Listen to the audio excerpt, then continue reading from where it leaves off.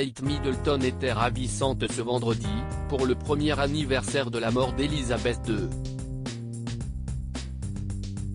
Accompagnée du prince William, la princesse de Galles était parée d'une tenue impeccable, qu'elle avait déjà portée ultérieurement.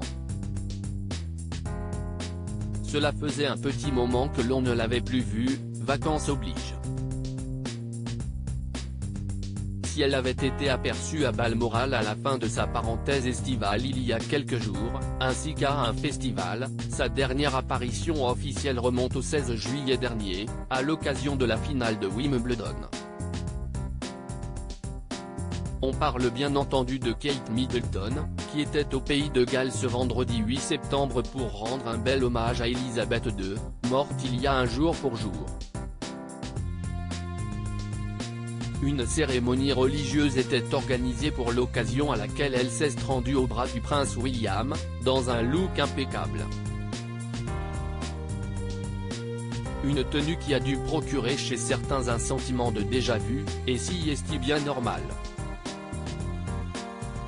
En effet, la princesse de Galles était vêtue d'une très longue robe manteau violette signée Éponine London, qu'elle portait déjà l'année dernière à l'occasion du concert annuel de chant de Noël à l'abbaye de Westminster.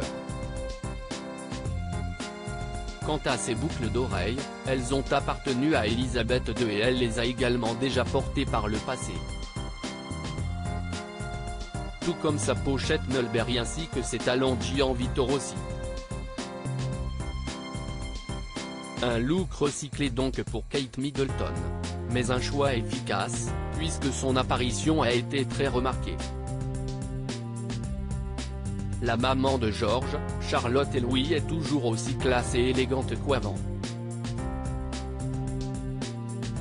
Ne déplaise à une célèbre spécialiste de la mode qui a récemment critiqué le look de la princesse à noter qu'avant d'assister au service religieux, le prince William et Kate Middleton ont tenu à rendre hommage à la défunte monarque via un post sur Instagram.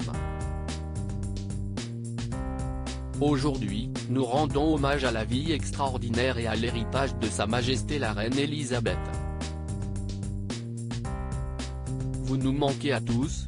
W&C, ont-ils écrit en légende de photos de la souveraine, parfois seule et parfois avec eux. Autre formalité prévue pour le couple en ce jour si particulier, remercier les Britanniques pour leur témoignage de soutien, se recueillir devant la tombe d'Elizabeth II ainsi que retourner Windsor pour retrouver leurs enfants avant de partir en France pour un week-end sportif consacré au rugby, Coupe du Monde oblige.